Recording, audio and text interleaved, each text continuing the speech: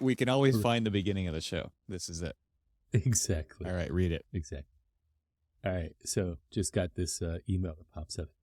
Hi there. I want you to tell me whether or not this is real, scam, whatever you want. Hi there. It's me again.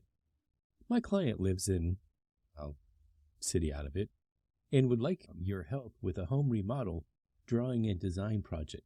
The project is 4 miles from you. Please let me know if you're willing to chat about this project. So it goes further, and it says, budget unspecified. Mm-hmm.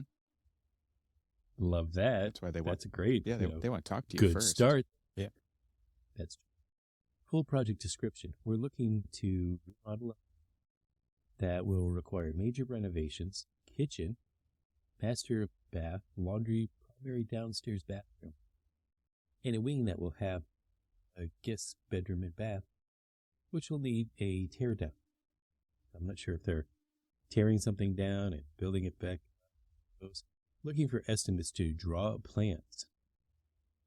I'm surprised it didn't say blueprints. Yes. We need someone to draw blueprints. Please fax me your quote. How'd they get your email? You're moonlighting, aren't you? You haven't told me that you're okay. First of all, you are right. Moonlighting. You're reading email when we're recording. Okay, so number 1, strike. All right. Number 2. Well, that's not moonlighting. That's just not paying attention to you. Yeah. What's new? But you've got to have an ad on Thumbtack or Craigslist or something, because you're soliciting for architectural services here, and you're getting inquiries. I mean, this is like small firms would love this. You got to tell us how you're doing it. I'm assuming, just seems like, BuildZoom. The customer success is built from, apparently they got in touch with me through BuildZoom. I don't even know what BuildZoom Somebody is. scraped your email from the Detroit AIA. That's what I'm thinking. But I will say that looking at the zip code, it's actually something in my old area. Oh, okay. So they're scraping it from the AIA that used to be. Yeah. Not the one that I belong to now. I don't like it when I use a web browser and I go to a site and it immediately says that this site has been involved, like a notification pops up. This site has been involved in a data breach. You need to change your password. And it's something like an AIA website, or I'm not saying that is, but this happens a lot. Maybe I should just navigate away from this. Yeah, just back. I can't hit back fast enough. Yeah. Gotta get out of there. My favorite ones are when you go onto a website, you're looking for product data, and you can't even get into like this until you start like giving them your personal information. No. So apparently I might have gone to BuildZoom to look for some product data. Whatever that is, you were there. Yeah. Whatever that is. Because you needed something, and you're the captive audience at that point. Although what I like about it is it's, hi there, it's me again. It's not hi there, Cormac, or Mr. Phalen, or Phalen Architect, whatever. It's just hi there. And it's me again. We're friends. We've already talked. We've already chatted. I mean, this is the second time, so you're more likely to respond this time, right? Because I'm... Yeah. Well, guess what, Mr. Should I say his name out loud? Yeah, let's Mr. provide the Jack email address Cookson, Jack Cookson from BuildZoom.com. There you go. We're not friends. Yeah. Remind me who you are again. Yeah. Oh man. Well, if you need some entertainment, you might reply. Actually, what's even interesting, so here you go. The email is from one person, but it's signed from someone else. That's not shady, right? I feel even better about this now. Yeah. Definitely inspires confidence. Reply all. Right. Is there more than one email address on there? how about this? It's like, hey there, it's me. Instead of it's me again, it's me. I'll respond back to them exactly that. Like, hey, it's me, y'all. Hey, so glad to hear from you. I have a confession to Gosh. make. I feel a little dirty here, Cormac. Do you know Oh, what yeah? I'm about to confess to you? Mm-mm. I bought a new computer. Oh, yeah. I feel a little dirty. It's I bought a Windows computer. a Windows. So it's not just a PC.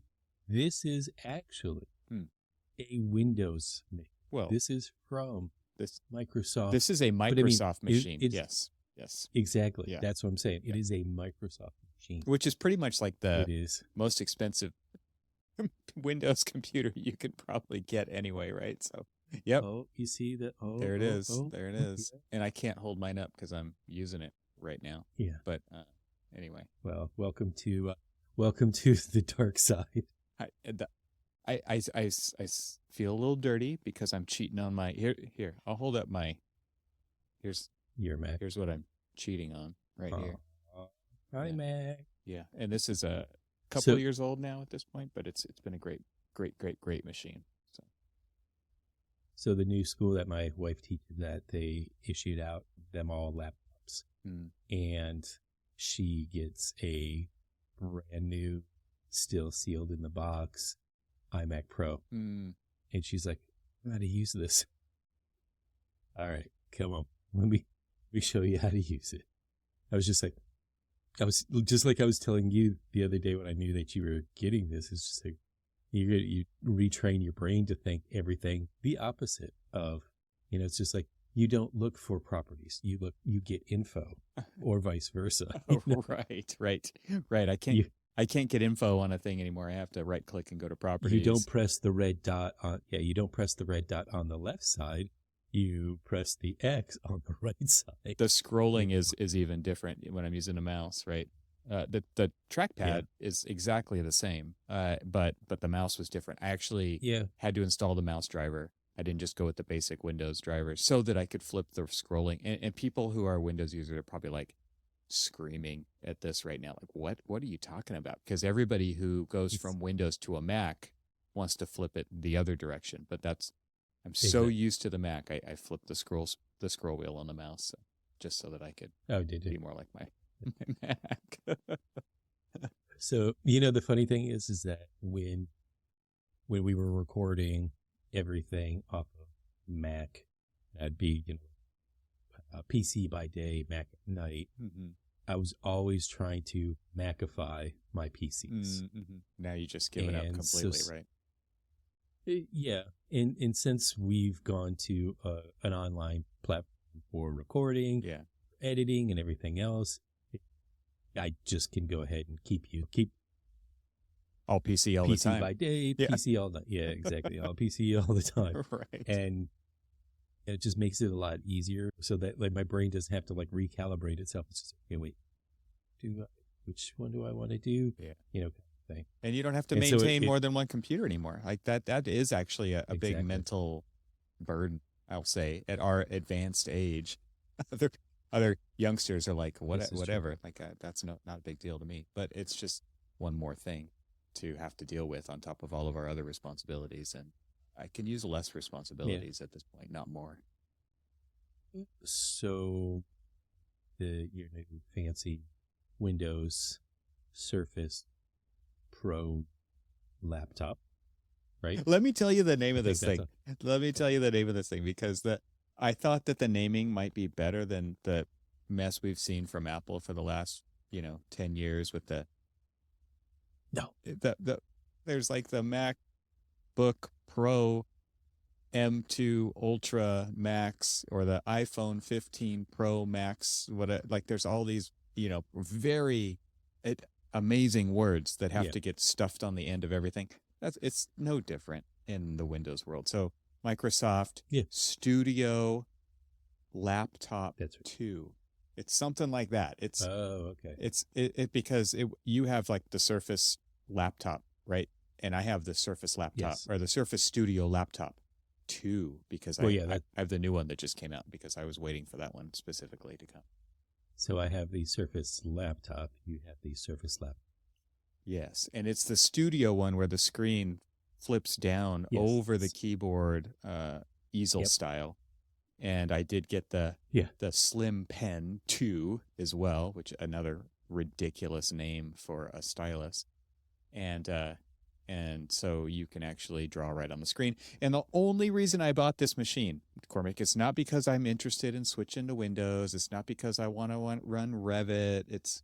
I just have a project coming up where it will make more sense if I run the Windows version of a certain piece of software, which I'm not going to name right now because this project is up and coming, and I'll announce it when it's time. Top secret. I'm not there yet, though. So, but that's the only reason I bought it, and because I want to draw on the screen. And so, going from 2 devices to 1, actually, in this kind of a situation, I think is really nice. And I have to say, I am super happy with the responsiveness of drawing on the screen of this thing. I thought it wasn't going to be as good as the iPad. I do have an iPad Pro from a few years ago, which the tech behind the scenes has gotten better in the last few years, but it's not like I have zero complaints with the iPad Pro that I have.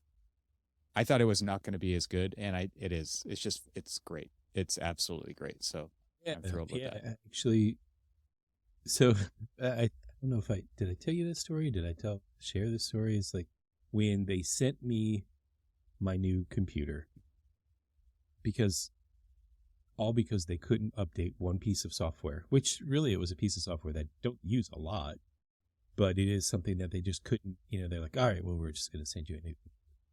And so we were using the ZBooks, the mobile workstation. That's an HP. And is that correct?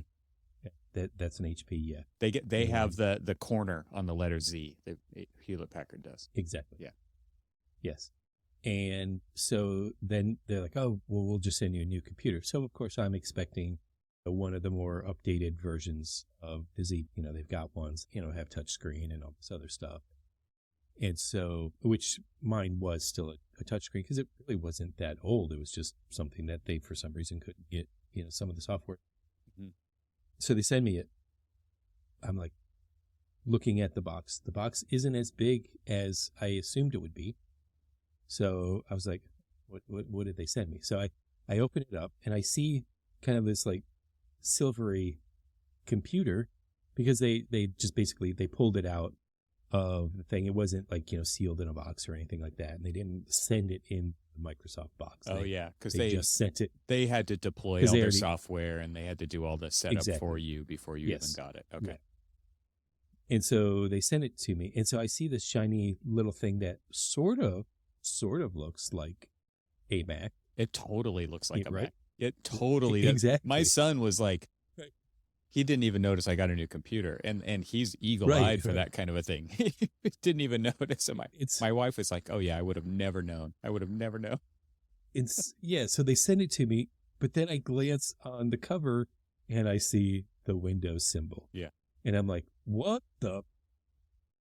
Insert all of the. So you had the colorful metaphors, preconceived ideas about the type of. I was sort of giddy that they, it's like, could they have really sent me a Mac? I mean, they know that I like Macs and all, but could they have really sent me? No, they could not. No, they really couldn't. They really didn't. And so I get it, and I start acting like a little child. I'm like, I don't want this. This is just this. This is terrible. And I will admit, I'm wrong. You're wrong. And I've been using it, and I can have Revit open twice because we have 2 models for one project. And if I want to jump back and forth between them, it's better to open them up separately rather than opening them up together.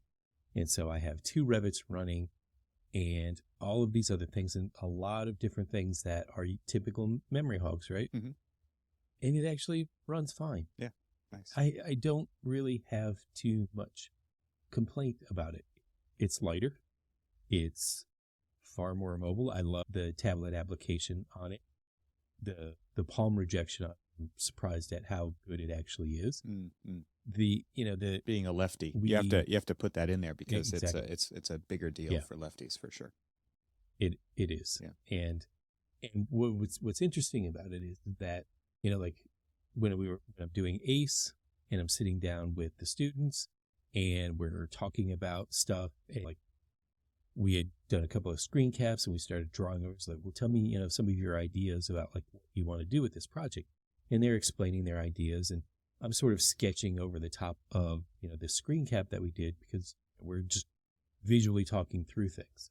And their jaws are dropped. Oh, this is amazing. This is what And architects do. Oh, now they have this Exactly. idea that this is what architects do. Did you tell them? Did you tell them they were going to be drafting toilet room detail? Like,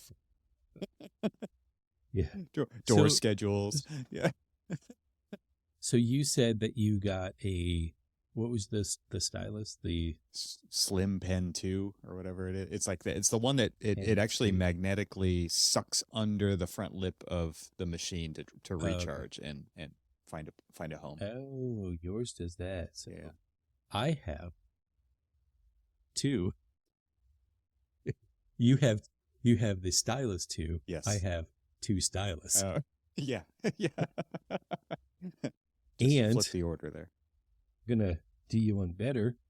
Pull it out, and if you can see, I can't see what that is. I'm like moving back because it's out of focus, but you need to get it closer to your face. Okay, so it's not my glasses that are failing me. Oh, look it's a little Duracell battery. It is a quadruple A battery. Oh, I did not know that there was a thing. I have never heard of a quadruple A battery before, but there is the existence, because here it is right here, folks, live and in person. But it's the size. Here, hold on, I'll do this. It's the size of an eyeball. Captain Cormac, right there. Captain Battery Eye. And it's interesting because it's just a little teeny thing, but I mean, even this, it really is pretty responsive. It's quick. It's surprise. So, yes, again, I would like to welcome you back to the dark side. It is. It's a funny thing going back, and I have to say, like, this machine is what kind of convinced me that this was even going to be an option instead of trying to figure out what I want to do in the future between an iPad and a MacBook Pro. I wanted it all in one device. I wanted to be able to sketch right on top of the programs I'm going to be working in, basically, is what got me to this situation that I put myself into. And so this is like a 2-in-1 device, right? Being able to flip the screen out and pull it over the keyboard and draw right on it, not rip the screen off. I know that some of the first laptops, the screen was actually detachable. This one is not. Is not that, and I think there was many flaws. I knew people who had that version and they never took it off. It's like it's novel in the beginning, and they would detach it and take it to meetings and draw their notes and stuff on it. But then you kind of wished you had the keyboard sometimes, or you needed to plug it in or whatever. And so they just ended up never taking it off again and not really using that functionality. And I thought that's a really expensive machine to not have what you want out of it. And so this one, it just was convincing enough. It's a really powerful machine. It's to the nines on power. Obviously when you want to use all that, you got to keep it plugged in. So we'll see what happens with that. But that's the situation I'm going to be using it in anyway. It's amazing how a laptop is full on desktop replacement nowadays. Yeah. And as long as you use it in that, you kind of still have to use it in that. And that's what I think I'm going to miss most about switching. I don't plan on switching for everything, but the battery life on my MacBook Pro with the Apple Silicon, so it's not the old Intel chips. There is no comparison. You can seriously use a MacBook all day long doing whatever you want without plugging it in, which is incredible. But at the same time, you can't run Revit on it because you can't even install Windows on them anymore, right? So you can't do a boot camp partition. You can't install Revit. You can't install whatever you want on the Windows side anymore. So that's a downside, and that's really why I started to go back this direction. So we'll see how this plays out. But I would love to hear people's recommendations for, if they do have any, if they're using a setup similar to this. The only thing that I've really done for drawing is I downloaded an app called Snagit, which is a paid app, and it basically allows you to do a lot more annotations over screenshots, which is what I need to be able to do in the future, in my future undisclosed project. So that to me is, of course, you could use the snipping tool and you can draw on that, but this one actually has a bunch of kind of like Bluebeam, a bunch of assets already in there that you can throw down, and it makes it a lot more effective as a teaching tool. And today I was having a conversation with somebody after a meeting. One of our clients, we were sitting in a meeting, we were talking about a couple of different things, and we were like, well, we're really not quite sure if we can get it to work. And, wheels were turning in my head, thinking about potential ideas and all this other stuff. Everybody needed to go because he had already gone long, and so I really got to. So everybody goes, hey, can you guys, hang back for just a moment? Sure. So I was like, well, let me share my screen, sharing Bluebeam with the floor plans that we're, doing some alterations on. It might be an altercation too. It could turn into that. Depending on the cost, it could very well be an altercation. But so, they were asking for something that on paper, as we're looking through all the constraints, weren't quite sure we could get. And so I just little triple out battery pens here, and Bluebeam. I just started because for some reason, and here's where I get snobbish. Yeah. For some reason, somebody decided to do a Teams call. A Teams call. Oh God, not that. Yeah. I'm sorry. I'm a Zoomer. You are. Because I could draw on the screen without having to worry about it. You can't do that in Teams yet? No. What? You can take a screenshot of something, then bring it up, and then bring it into like whiteboard or whatever. Paint or white. Yeah. It's I was like, come on. We have now had 3 years of isolation and Teams call and Zoom calls and Teams. Couldn't Teams have at least just ripped that off? What they assume you're going to do, I guess, is use the Microsoft Whiteboard app. Go back to work. Screen share that. So yeah. But you have to have a separate camera if you want to use this device and do that, right? If you want to stay on camera, right? Because the camera's in the screen that you're going to be laying out flat and drawing on, and so you're going to be looking at the ceiling. It's like pointing. Right. Exactly. Here, hold on a minute. This is the same company that makes all of this stuff. They make all the software and the connective software the hardware and the operating system and everything. You'd think they would kind of figure this out. They make this laptop that you and I are talking about right now. Right. And there's just like the one thing is like, look, there are some quality things about like Teams as a inner ecosystem. Kind of you got to use the right tech word here. Sure. Okay, so it is a good ecosystem for things, and Teams is purely about like, let's have this conversation and stuff. But the thing that I love that is absolute value, and as an architect, you got to put the asterisk. As an architect, yeah.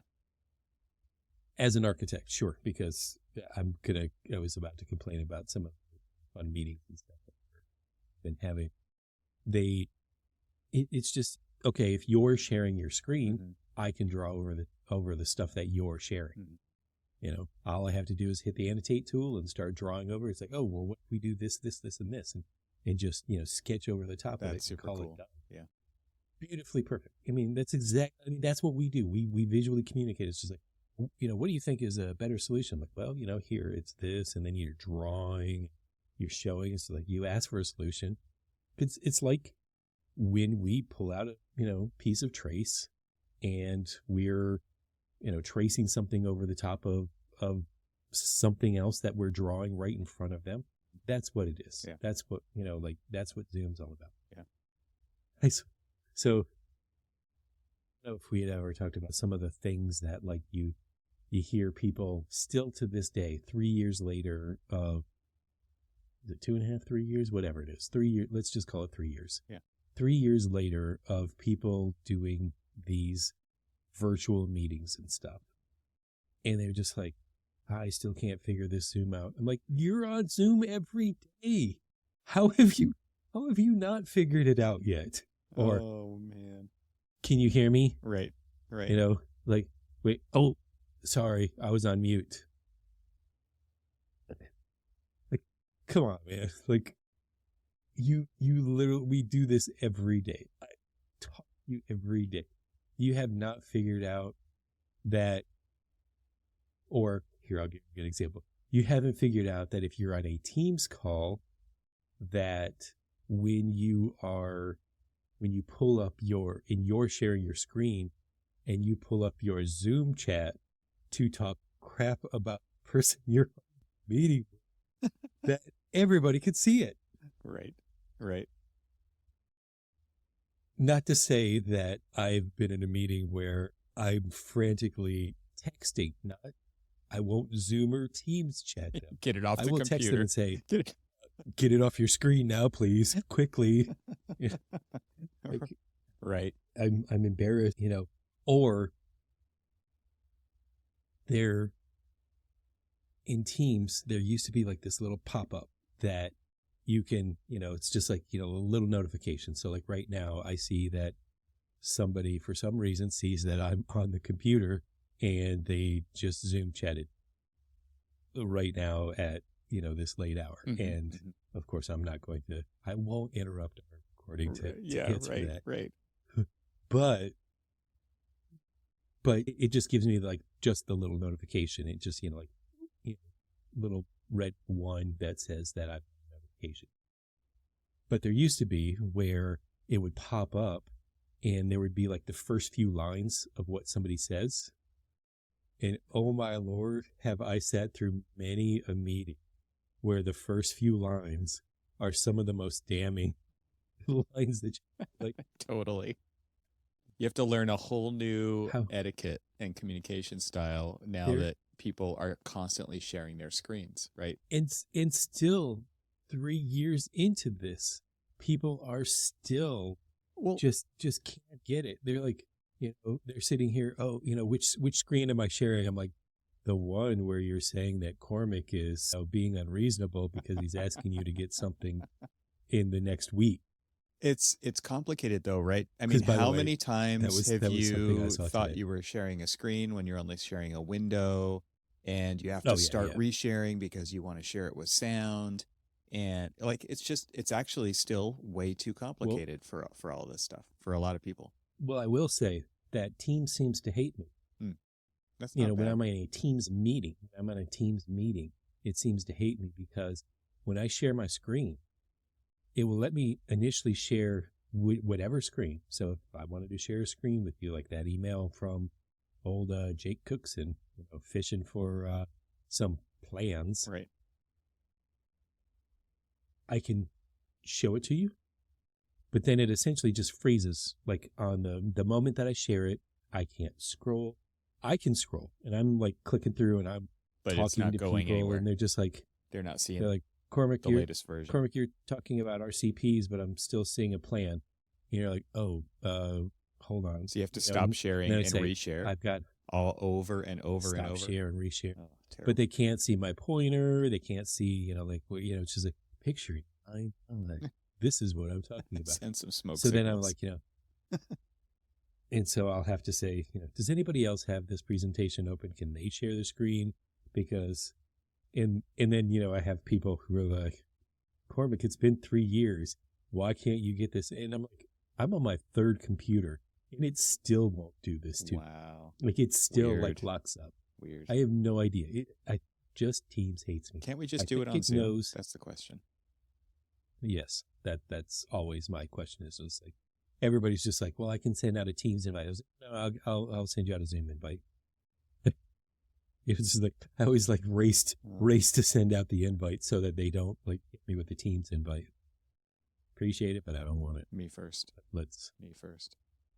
Well, I'm looking forward to what I can do with this thing and figure it out and see. I mean, I expect it'll be just fine. And this is a Windows 11 machine. I haven't been on Windows since Windows 8, maybe. Um, my wife has Windows 10 on her iMac upstairs on her Apple iMac so that she can run Revit, but Yeah. it's an older iMac. But so I'm not unfamiliar with Windows, but I do have to say Windows 10 is fine. Like Yeah. it's absolutely fine. I don't have any Yeah. problems with it. I can find what I'm looking for. It's interesting nowadays switching too because so many of our tools are in the cloud, right? And Yeah. there's Yeah. so little software that you actually need to install where you could have potential problems or conflicts showing up. So I don't expect Right. to run into too many problems with it. Well, if you need a refresher on how to install every version of Revit all the way back to 17, No. Terrible. I'm your man. Terrible. Well, if I do have Windows questions, I do know how to ask. I know who to ask. That's you. You can Cortina. become my. Oh, there you go. I'll just. Do they still call it Cortina? Cortana, isn't it Cortana? Cortana. Or Sorry. Cortina, isn't But that a do they- car? I don't know. I think it is, actually. It might be. I think it's actually a Ford, actually. A European Ford. Right. The Ford is. Right. Look at that. Look at us.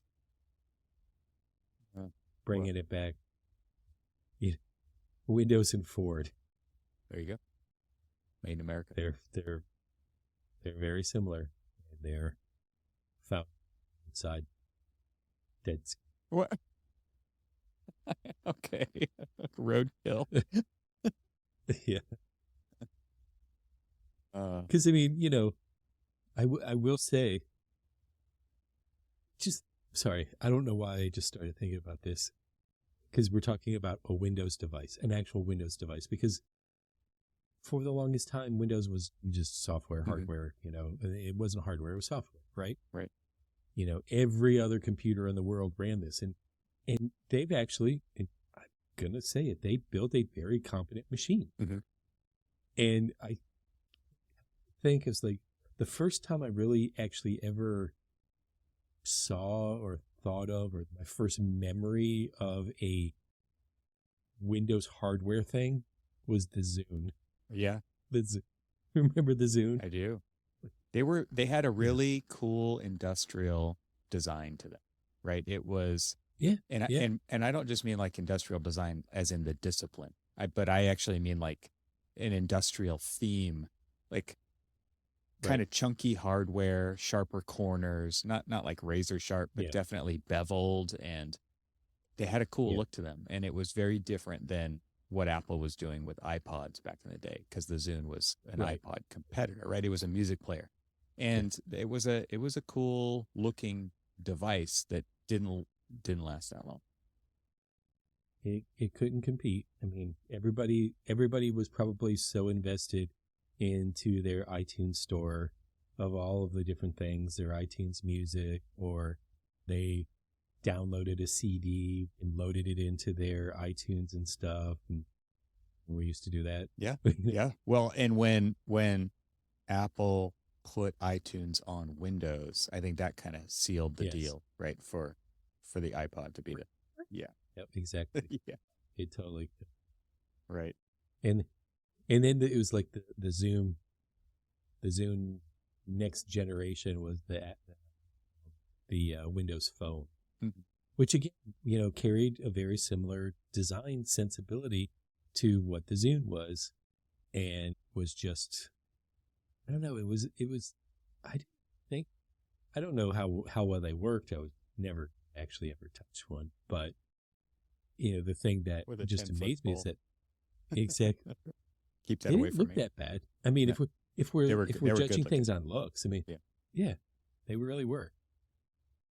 Yeah, and then they kind of stayed away from hardware except for the Xbox, right? That was really their hardware division for the longest time, and then they started getting back into computers. And we actually in the studio when I was at HMC, we had one of those Surface Studios, the big one, the big Yes. 27, Yeah. 28-inch screen that would all in one computer that would pivot down and it was really cool. It was really nice to have a It really big was. screen that was like a drafting board. And actually I'm glad we kind of got full circle here, because isn't it interesting how you and I are of a certain generation of architects, right? Where we really did bridge from the analog to the digital. It was during our formative years of architectural training and school and internships when, we still had CRT monitors back in the day, right? We still all used tower computers. There was no laptops that were worth anything at that point in time for the kind of software that we needed to run. And at the same time, we still had studios that you had to do everything analog, or the teacher would say, yeah, okay, like, I guess you can do this in digital.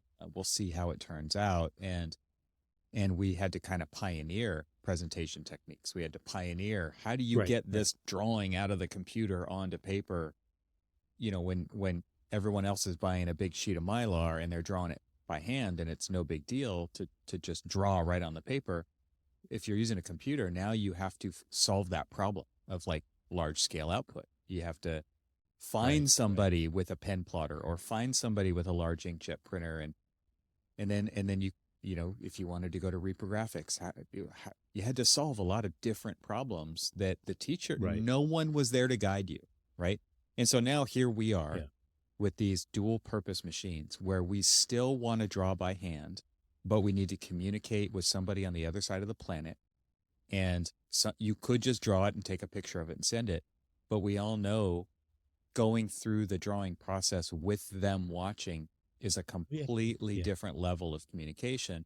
And I think it's just really interesting. Not that this is the only machine you can do that with, but I think it's just interesting.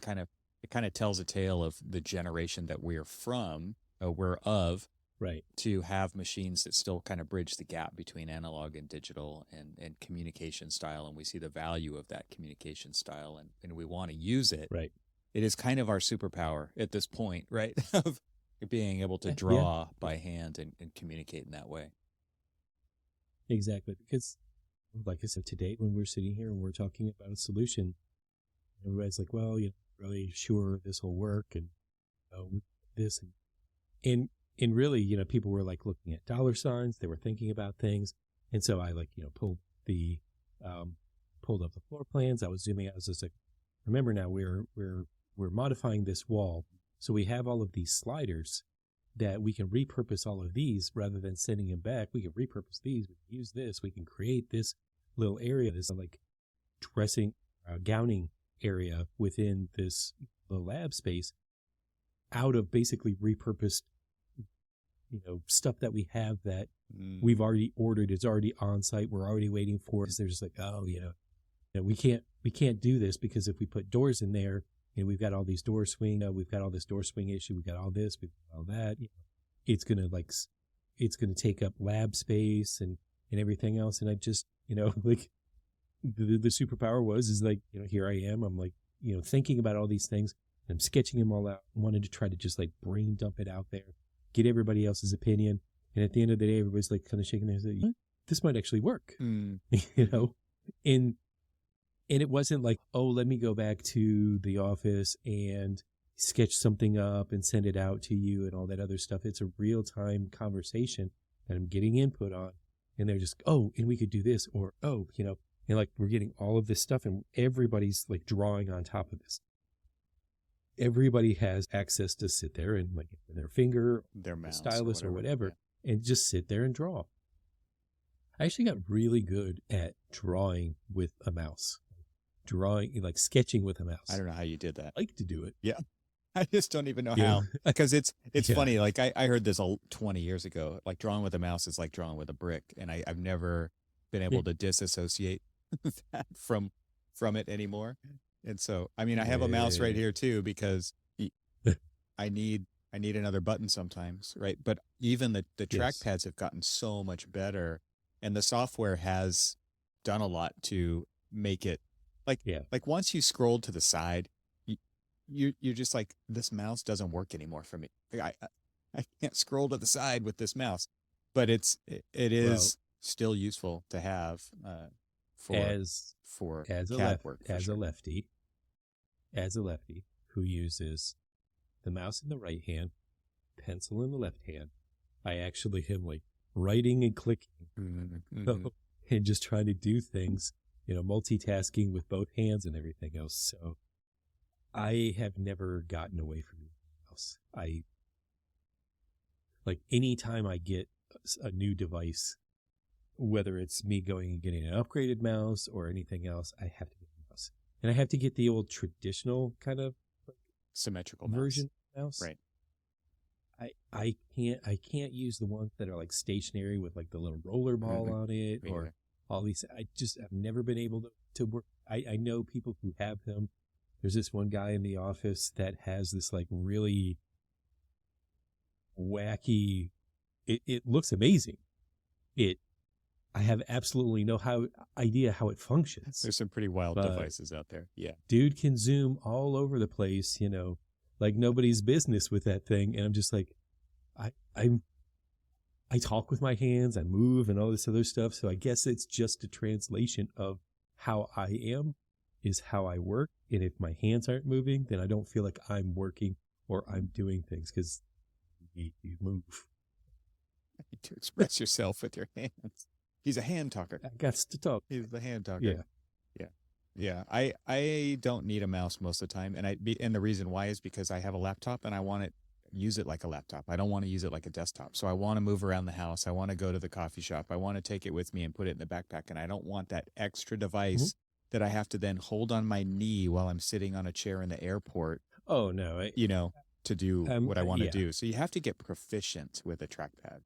And all of the I use that is one of the cool things that came from the phone back to the computer, right? Which was the multi-touch, the gestures, and all that kind of stuff. And that the trackpads have really enabled that kind of interaction to get back to the laptop. I will definitely say that I'm glad that PCs ripped off, the Mac trackpads, the big glass trackpad, because it's like using 2 fingers, 3 fingers, swiping, pinching, all of this other stuff. PCs didn't do that. Right. For the longest time, PCs never did that. Right. And when Windows started doing it, they're like, let's see if we can rip this off. And they did, thankfully, because it does actually make it easier. If I do want to be mobile, if I want to go like sit downstairs or go to a coffee shop or something, I can't actually do all of that without taking the mouse and dealing with the mouse. Now, do I like it? No. Yeah, everyone's on that spectrum, right? I would prefer not to use a mouse, but there's certain applications like Rhino or Revit. You got to use a mouse, right? And you might even want you might even want like a 3D navigation, space navigator kind of space mouse thing to orbit and do all, pan and I got one around here somewhere, but it's put away at the moment. But like you can, you use your right. I will use my right hand because I'm a righty for the mouse for clicking, inputting, but my left hand, you have your pencil in. I can have a space mouse in, and I'll be using that to orbit and zoom and pan with. So I can operate a 3D model in a much faster, more efficient way, and just without having a hand on the keyboard all the time. Which, if someone's a gamer, they're totally used to that, right? They like my kid upstairs has got his fingers glued to WASD, right? Like that's he always talks about that. So that's the only reason I know about that. But he's using keyboard shortcuts to move through space and he's using his mouse to look around. So you're using a two-handed kind of a situation to move through space. Yeah. Well, that's one. I'm sorry. Joystick gamer. Oh. Atari 2600. Exactly. They just re-released. Have you seen this? They have a new Atari 2600. It's like $200, and all of the original games are on one cartridge. But it still will use the old cartridges. It'll still take all the old cartridges. Okay, so we have a version that they sold that it's basically the body of the Atari, but it doesn't have cartridges. Oh, okay. And it still has the wireless joystick, just like the Atari, and it's preloaded with like 800. I'm however gonna many pull it games. up here. I'm gonna look for it. Atari 2600, like a reissue. Um, they just came out with this. Let's see if I can find it. 1 month ago, Atari 2600 official announcement trailer. This is what. Yeah, so it's like rebranded as the 2600. And I don't really need to share my screen, but the idea here is it looks and feels just like the old one, the original 2600. If you don't know what the Atari 2600 is, and you've seen it for sure, but go ahead and we'll put a link to it in the show notes so you can find that, but look it up. And this is called the 2600 Plus. And basically it's a recreation, trying to be as original as possible, except there are more modern innards, and the joystick, I guess, is probably going to last longer. Like I remember them wearing out, like the little buttons that were underneath the joystick would wear out after a while because we played them so much. Oh, yeah. But now I guess it'll play 2600 and 7800 games that have been released over the last 50 years. So you can actually still plug your old cartridges in, and it comes with a cartridge, and I don't see it in this one. Look at this. You can get the CX30 paddle controller with a 4-in-1 multi-game cartridge. It's available for $39.99. So the games on that will be Breakout, Canyon Bomber, Night Driver, and Video Olympics. So you can get all those on one cartridge. I was gonna say, I never played any of those. Right. It was like Space Invaders and Pong and Breakout, and there was some cool Cuber thing. Right.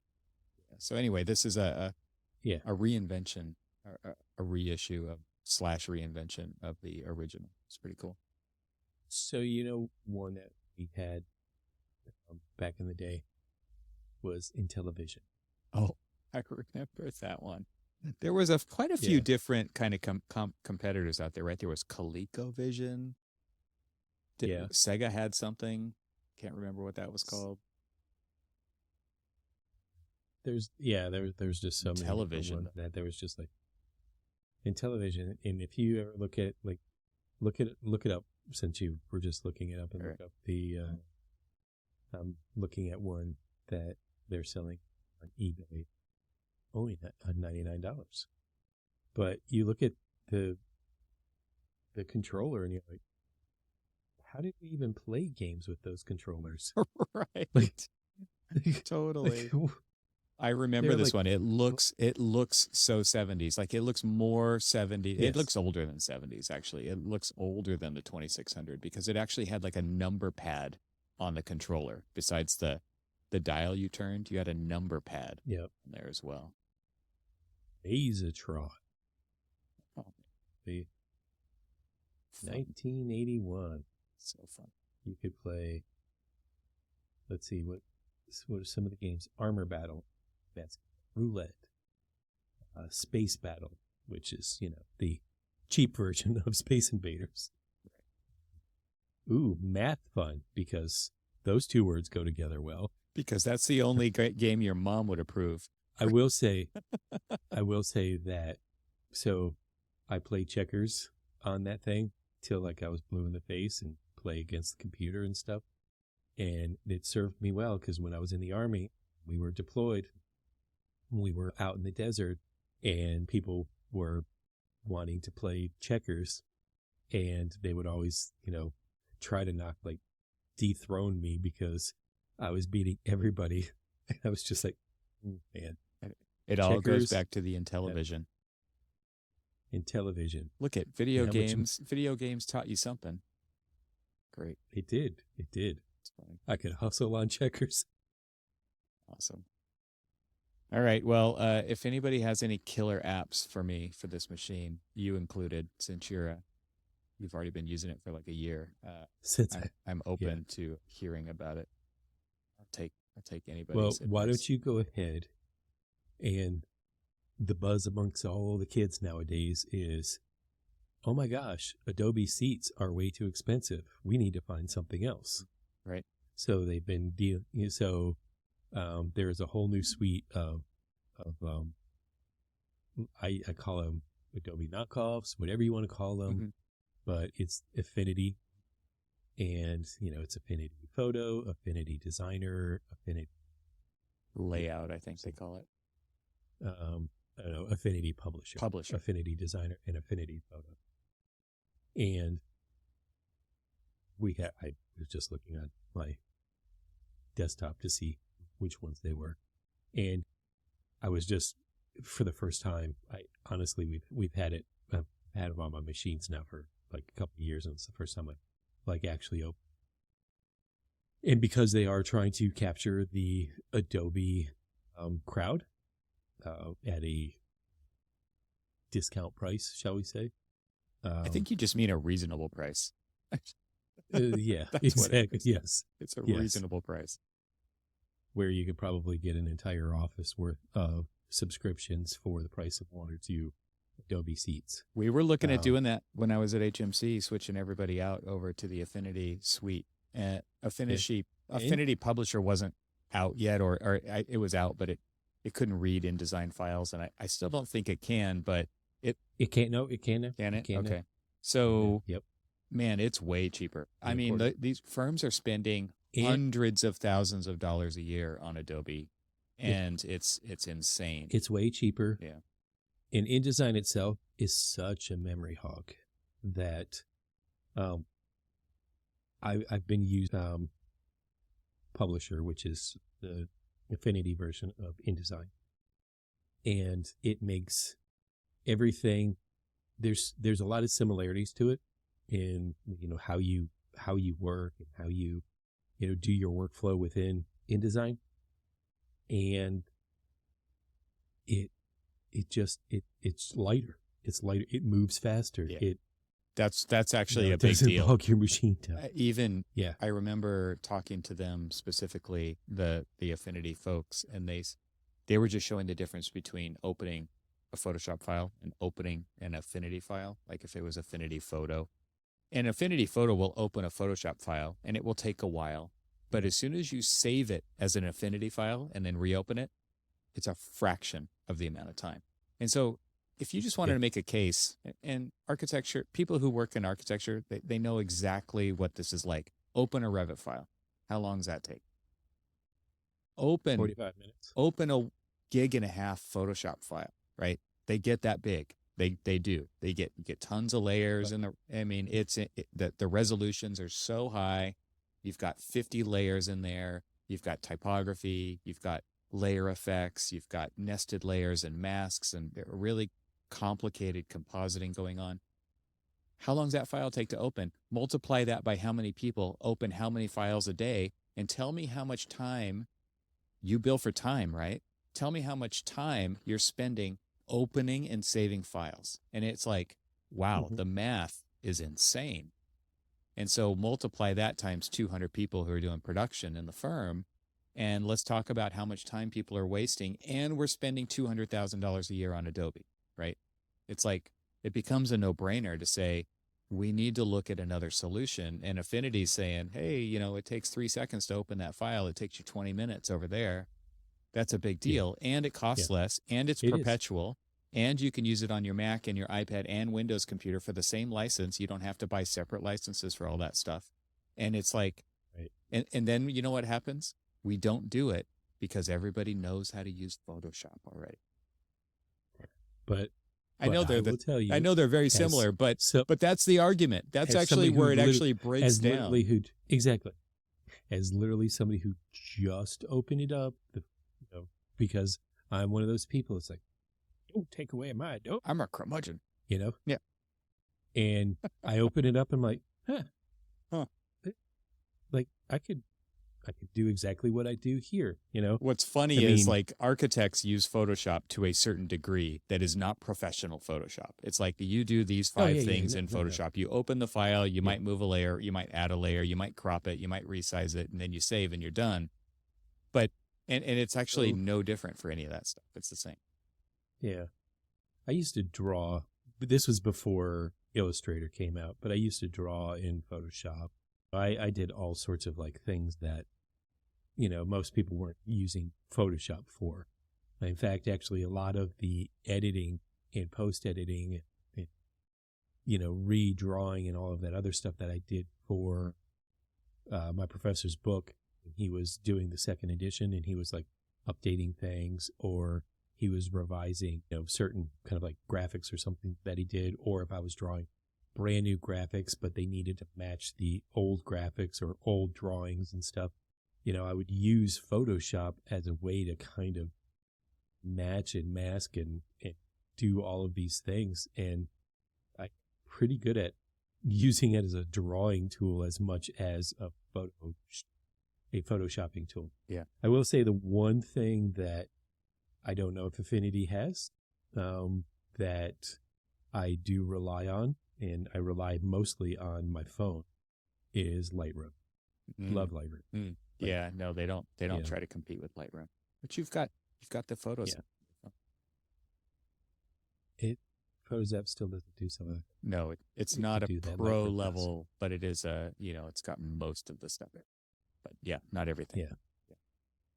There are some things, you know, like if I want to, you know, fix the geometry of taking a picture of a building and it's slightly askew or something like that, and I want to, like, you know, change it so that it actually looks vertical. I'm opening it up right now. I'm pretty sure that that's in there. It sort of is, but not to the... If you go into the crop tools, you have vertical and horizontal perspective fixing. Yeah. Real-time follow-up. But, you know, still saying that, looking at for light to pop up.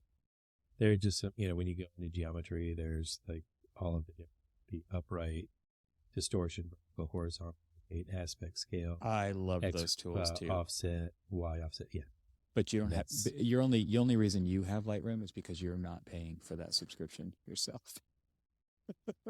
Are you? Damn right.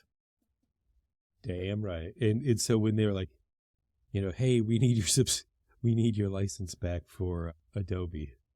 Hopefully nobody from IT is listening to this, but they're like, you know, can we? And I'm like, oh no, but I need to do this or this. It like, I don't like. They're like, oh, are you using? And it's just like, oh well, I'm, you know. And then I admit, I'm like, you know, hey, I'm using like Lightroom and all this other stuff. They're like, oh well, we've got, you know, standalones for that here. You can use this one instead. I was like, thank you. For a long time, when Adobe switched over to subscription, they offered Photoshop and Lightroom for $10 a month, which is still a lot of money every year. It's $120 a year, right? It's like, that's not nothing.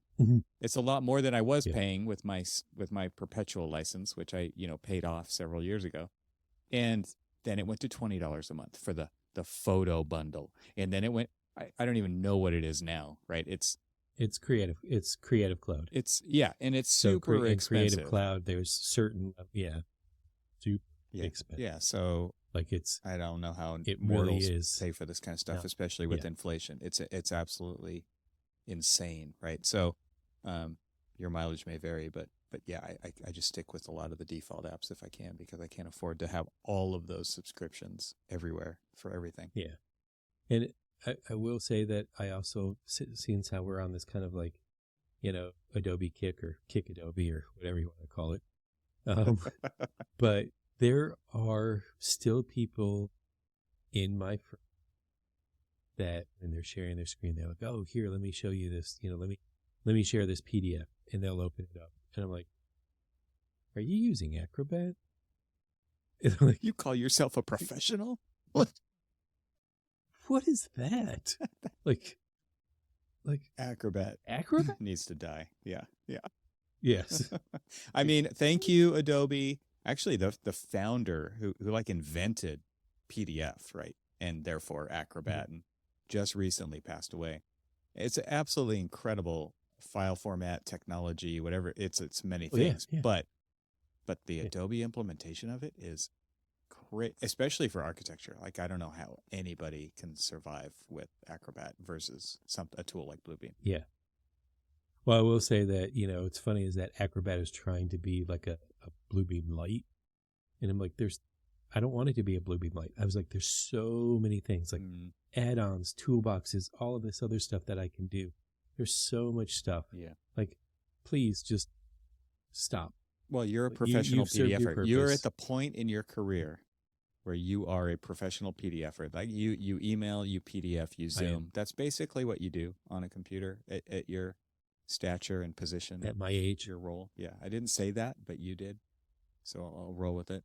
But yeah, I mean, it is interesting, right? How you go from these very technical CAD, 3D modeling, rendering, visualization, spatial, all that. You become a professional PDFer at some point. is there a? You need a merit badge in that, Is- sir.